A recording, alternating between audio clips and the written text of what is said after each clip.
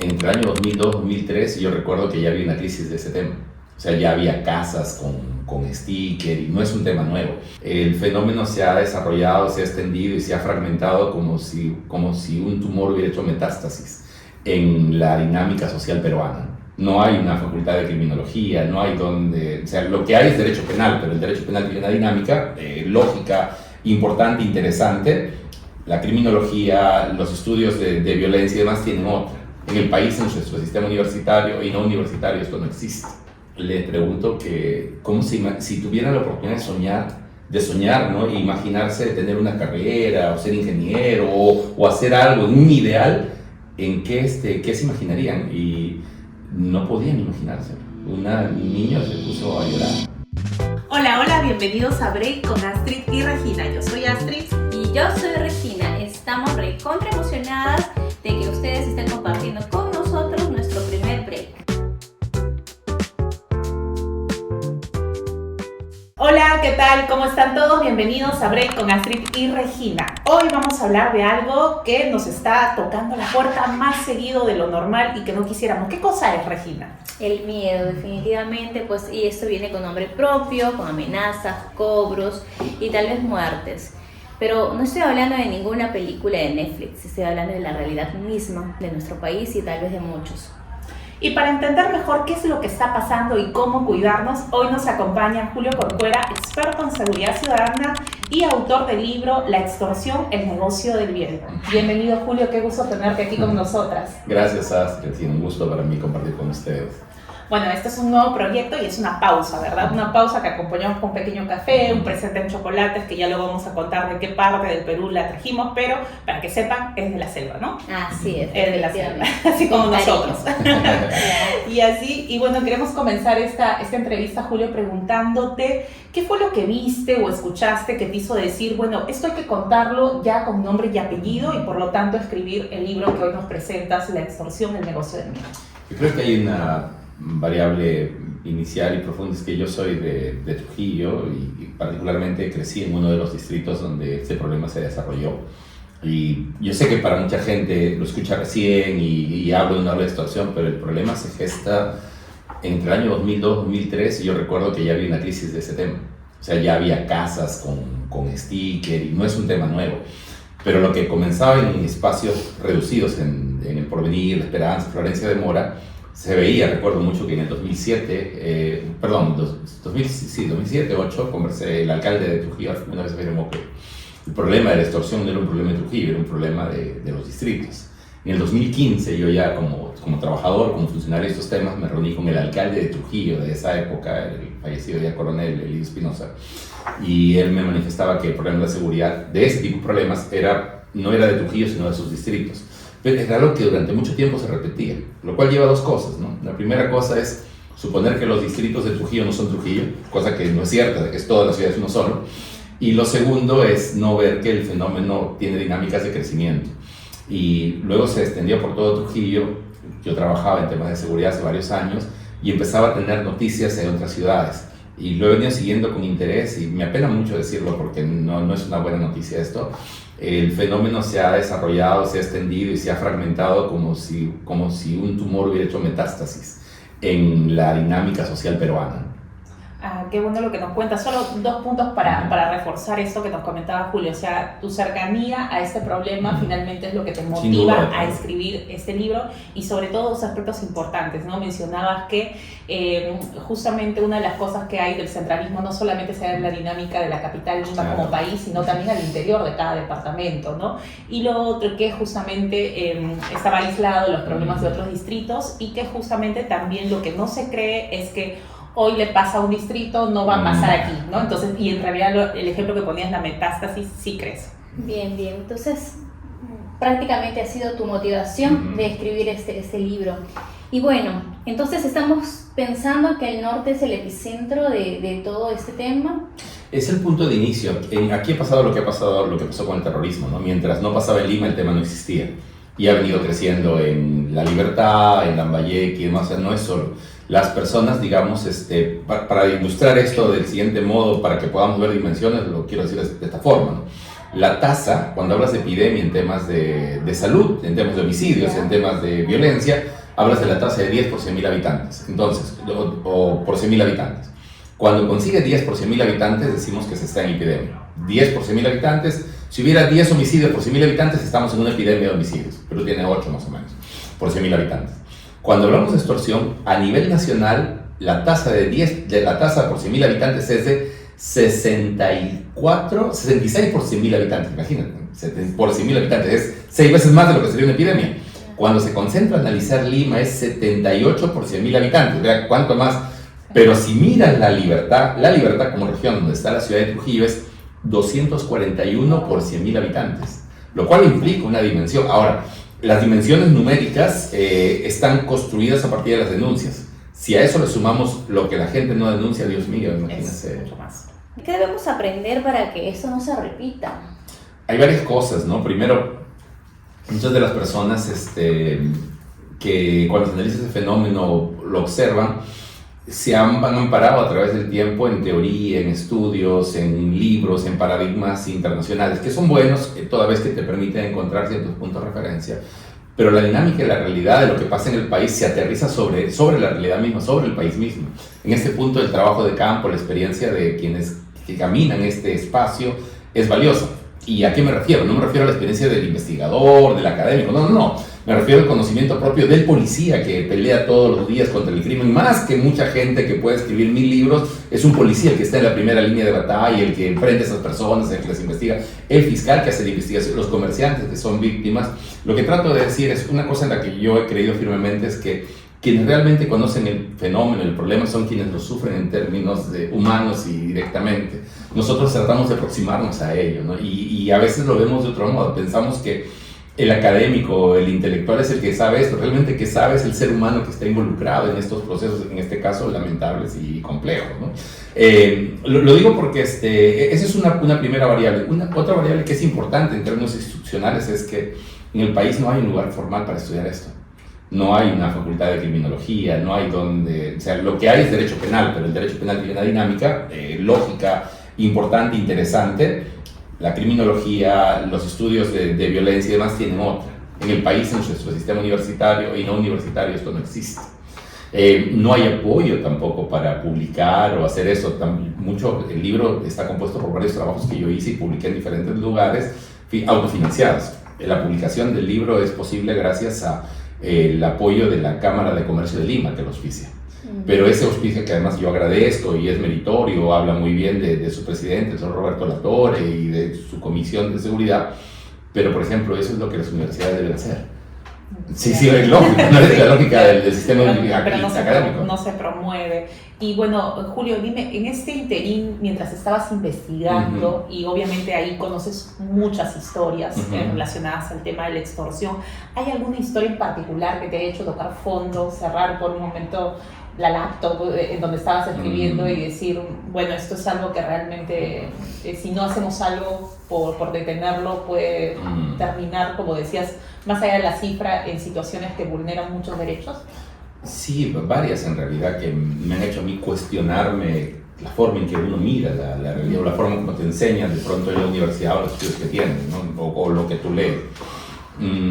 Recuerdo mucho la transcripción de una entrevista, por ejemplo, de un amigo porque es un tema importante, nunca nadie es un trabajo solo, por más que sea un trabajo en solitario, intervienen muchas personas. Aquí han participado una serie de colegas conmigo en diferentes puntos, recolectando información, transcribiendo, ayudándome en las entrevistas y consolidando las últimas partes, integrando el cuerpo. O sea, yo, digamos, he tenido un rol, digamos, central en la coordinación y demás, pero son varias, y en el libro ustedes van a ver los nombres de todos mis colegas, que sin ellos no se puede armar todo esto. O sea, por más que uno tenga la motivación y demás, nada, que no creo que haya algo que el ser humano pueda hacer absolutamente solo. Pero, por ejemplo, en la transcripción de una entrevista, uno de ellos me decía, ¿cómo te ves de aquí a los siguientes 5 años? Y había un joven que me decía que él no puede planificar su vida a tan largo tiempo porque a lo que él se dedica, mañana podía estar muerto. Entonces él me decía que lo que ganaba o lo que obtenía, él estaba preso, pero él lo iba a disfrutar porque él no sabía qué pasaba luego, ¿no?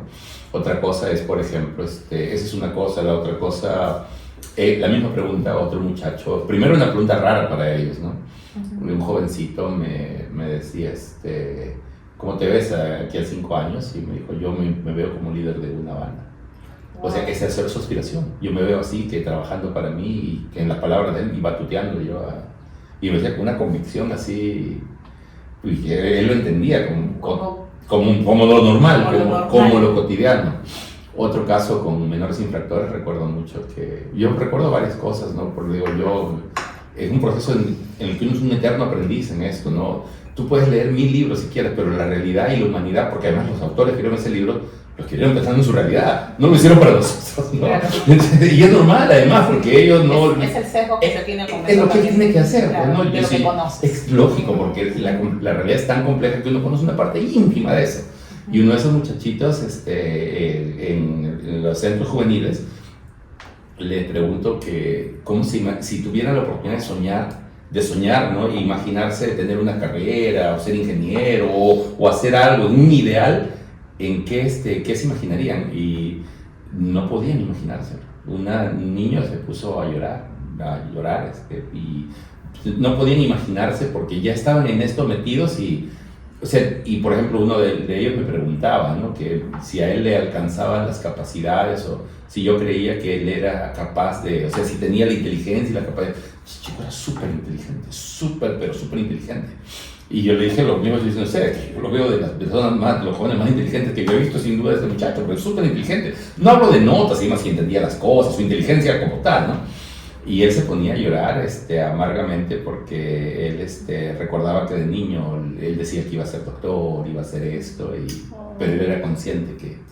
Y otros no, o sea, quiero decir, en la dimensión del ser humano, limita el plan de vida, si se quiere decir así, ¿no? De cada persona. Claro. Tanto en limitarlo en términos de tiempo, como decías, ¿no? Que no se veían a futuro, que prácticamente decían, ¿para qué quiero pensar en el futuro? Si no lo voy a tener. En México hay una frase y por los roles también, ¿no? En México hay una frase que es muy expresiva esto, ¿no? Que dices, más vale 5 años de rey que una vida de buey. Es una narcofrase, digamos. O sea, 5 años de rey, es decir, viviendo a todo tren, ¿no? Que una vida de buey, trabajando sin disfrutar. Increíble, sí impacta definitivamente. Claro. Y de esa manera, ¿no? Gracias por compartirnos esas historias que seguramente serán motivación para que también podamos entrar un poco más en la investigación que has realizado con todo el equipo que comentas. Julio, muchos de los que nos escuchan ahora en este proyecto nuevo que tenemos con Regina son emprendedores, algunos comerciantes, trabajadores y luchan por lo suyo en su día a día, básicamente. Desde tu investigación, al ser víctima de una extorsión, ¿cómo esto cambia la vida desde ese momento, ¿no? Hay varias posibilidades, ¿no? El libro se llama La extorsión, el negocio del miedo. ¿Por qué? Porque la clave del acto extorsionador es generarte miedo. ¿Qué cosa quiero decir? Una persona que se dedica a la extorsión muchas veces siempre te va a amenazar, el mensaje llega para amenazarte, pero no siempre tiene la capacidad concreta, objetiva y real de hacerte daño. ¿Qué cosa quiero decir? Hay una modalidad que la policía la denomina el escopetazo. Se sienta y le manda el mismo mensaje a 100 personas. Y el mensaje le llega a Regina, le llega a Astrid, a Julio y a quien nos está escuchando, y te dice, ya te tengo seguido, sé quién eres, conozco tus pasos, sé cuánto ganas, tienes que... Y te insulta y te amenaza, ¿no? Pero ese mensaje vale para Regina, para Astrid y para cualquier ser humano en el Perú. Y fuera del Perú. Pero una cosa es... andamos de manera distinta. Exacto, ¿no? Algunos se intimidarán, claro, otros no. Y lo cuelgan porque ahora es la extorsión por WhatsApp y esto, ¿no? Claro. Y entonces el que tiene miedo o el que le cogió el miedo contesta, ¿no? Y contesta inmediatamente diciendo, no, te has equivocado ya. De ese mensaje que mandaron a los 100, a aquellos que contestan, de ellos se prenden, digamos, y a ellos porque saben que están respondiendo al miedo. Pero ese muchacho, sí, hay una cosa que es expectativa realidad. Tú te imaginas la foto de un joven que de pronto ves un marero, pandillero. A veces es un chico que no tiene la capacidad cara a cara de hacer nada contra ti. Es simplemente una fachada que no existe. Pero claro, yo por la experiencia lo sé, digamos, no todo el mundo tiene por qué saberlo. Ahora, pero a mí me mandó un video con las armas, de pronto, yo espero que no, ¿verdad? Pues nadie, pero esos videos se compran. En la web, tú compras y se editan. O sea, tú puedes comprar un video donde está en el arma, yo recuerdo mucho. Y ahora con la guía, sí, se puede y tú ves el video, sí, pero ese video se lo mandan a Regina, a Astrid, a Julio, a todo el mundo. Entonces, claro, yo por la experiencia del trabajo y he visto, lo veo y sé que es editado, ¿no? Exacto, porque sé que es, ¿no? Claro. Pero digamos, un ciudadano, una señora de bien, le llega el mensaje, ¿no? Y el señor se lógico, ¿no? Ahora, o si no, también dicen, pero tiene mi nombre. Muchas veces el nombre lo sacan en las redes sociales. Sí, porque uno mismo el manejo. Exacto, tiene que ser cuidadoso con la protección de sus propios datos. O sea, de qué de ti quieres que sepan, ¿no? Pero algo que mencionas también es que prácticamente estas personas tienen una baja autoestima, que se disfrazan de repente. No, es una estrategia de seguridad. Es una estrategia de seguridad. Ah, okay. Claro, pero por ejemplo, digamos que no es el caso, ¿no? Pero digamos que yo digo que soy gran amigo de Mark Zuckerberg, por ejemplo, ¿no? O que soy gran amigo de Elon Musk. No es cierto, yo ni para nada, no, pero si yo lo digo, lo escribo y fanfarroneo, y si alguien me cree, me va a abrir las puertas solo por eso. Sí. No es cierto, solo es una mentira. Yo me enmascaro. En el mundo, no hablo del crimen, en el mundo corporativo, en el mundo de los negocios, en el mundo de la negociación, hay mucho ese juego de máscaras. Sí, de la persona de tratar de tener una impostura que no necesariamente. Eso es ahora, y eso no es de ahora ni solo el Perú, es la estructura misma que el estafador tiene, eso llevado al máximo. Pero todos tenemos que jugar un rol y cumplir, que decían los estructuralistas, ¿no? Cumplir una ubicación dentro de la estructura social. Él entiende también eso y entonces te manda un mensaje diciendo, soy el monstruo, estoy escribiendo. Tú lo ves el monstruo todo el día en la tele y te asusta.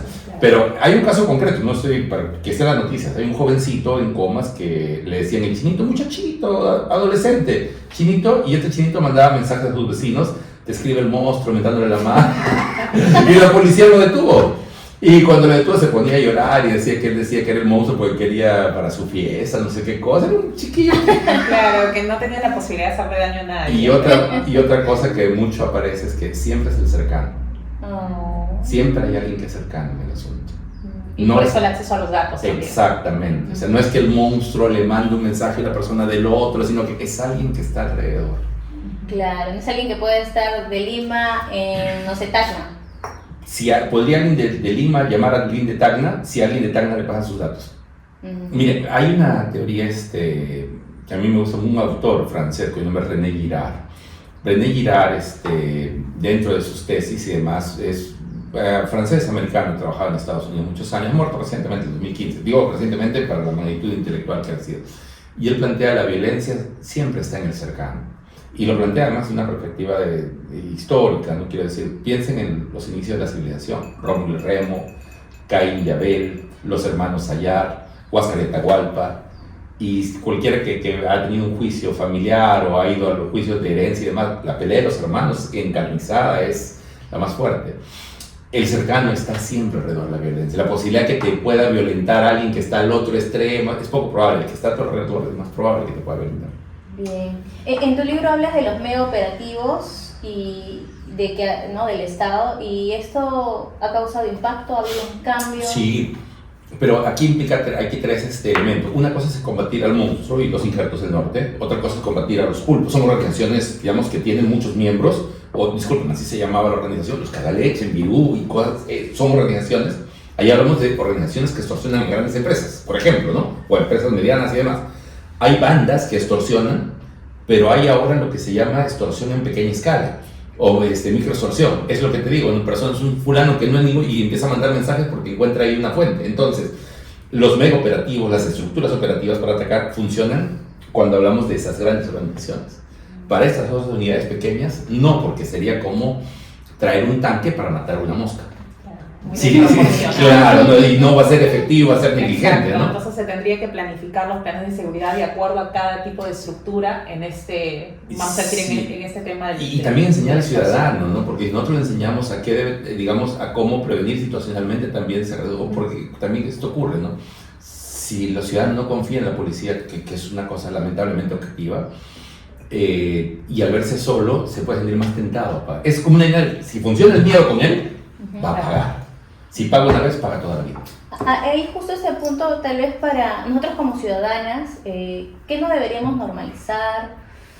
algún tip de repente que algo que deberíamos darnos cuenta. Primero ser reservado. O por ejemplo, si una amiga tuya te dice, Julio, me están pidiendo plata, me están extorsionando, ¿cuáles son tus 3 tips básicos? O bueno, los que tengas que recomendarías. Primero le pregunto por dónde llegó, ¿no? Por WhatsApp, por Facebook, y luego le pregunto si tiene su nombre eso, ¿no? O no tiene su nombre, porque genérico llega a veces, ¿no?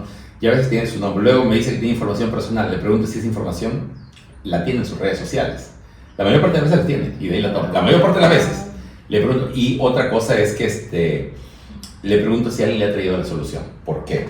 Porque cuando alguien te extorsiona en tu entorno y de tu entorno sale a veces una persona como entusiasta justo de traer la solución, muchas veces está metida en el asunto. Claro. Es muy quien motivó. sospechoso que sepa cómo solucionar. Claro, y detalles, por ejemplo, cuando me dicen recuerdo el caso de una víctima que decía, me están pidiendo 22,000 soles, por decir una cantidad, le pedía mucho más, ¿no? Y le digo, ¿tú tienes esa cantidad en el banco? Sí, se han equivocado por 500, 700. O sea, ¿cómo puedes tener ese dato tan preciso? Exacto.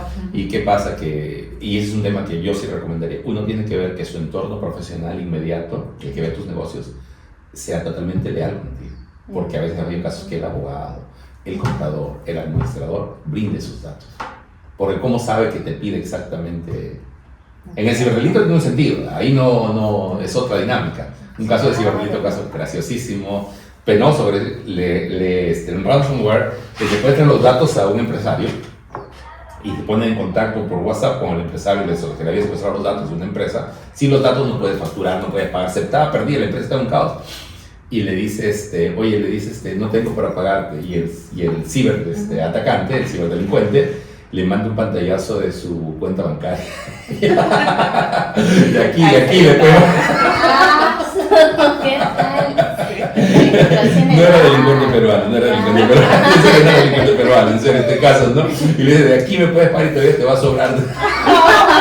Demasiado. Nosotros nos reímos, pero para la persona era de verdad muy sorprendente. ¿Y con qué mensaje, Julio, te gustaría que nuestra comunidad se quede hoy? Esa que te nace desde el corazón y no solamente desde el experto, ¿no? Que ya de por sí lo eres, por la investigación que has realizado.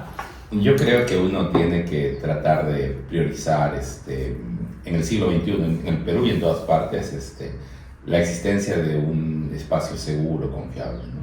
Si para eso uno tiene que restringir lo que compartan redes sociales, si para eso tiene que invertir un poco más en seguridad o en personas que le dan seguridad, bien lo vale, ¿no? Que yo creo que eso es importante. Y en el círculo de los amigos, de la amistad, ¿no? Y también aprender de esto, ¿no? Y tratar de aprender de esto, de aprender para evitar que esto ocurra. Sí, de dar un paso previo a esto, ¿no? Sí, así es, porque como bien decías, Julio, el miedo paraliza, ¿no? Pero entender eso justamente nos mueve, nos moviliza. Y con este break esperamos también que tú, que estás al otro lado y que nos estás escuchando, no estás solo ni sola, y por supuesto aplicar los consejos y las recomendaciones. Y también, muy importante, Regina, leer la investigación, porque el conocer y el hablar es el primer paso. Estamos haciéndolo por este medio. Así que sí quisiera preguntarte, Julio, ¿en dónde podemos encontrar tu publicación? Sí. ¿Cómo la podemos conseguir para todos aquellos que nos están escuchando? En la Cámara de Comercio de Lima están los ejemplares, pero también pueden entrar a la web de GPS, ¿no? gpsagencia.com, ahí pueden encontrar la versión virtual. El 4 de agosto lo estamos presentando en la Feria del Libro de Lima también. Bien, más bien agradecerte, Julio, inmensamente por darte tu tiempo, por estar acá con nosotros, dándonos esta información que de verdad yo creo que va a ser de gran ayuda para muchos. Y nada, volverte a tener seguramente más adelante con nosotros y darnos esta visión esperanzadora para ese tema. Así es, gracias Julio por abrir esta conversación, este break sin medias tintas, pero también con mucha esperanza, ¿no? Porque hablar de esto también es empezar a protegernos. Y antes de que te vayas, sí quisiéramos decirte, te hemos traído las grajeas de castaña y arándano. ¿Cuál te llevas? El amarillo y el de arándano. De castañas. Entonces, este es un presente para ti. Muchas gracias. Asimismo, Regina trajo un cóctel. Gracias, Regina. Sí, y luego vamos a contar un poco más de estas experiencias. Esta es una marca específicamente de la selva, les dijimos que les íbamos a contar. En ese caso es una marca que también tiene una historia muy bonita que contar, ¿no? Una historia en familia. Y bueno, así que seguimos con ustedes y espérennos hasta el próximo break. Gracias.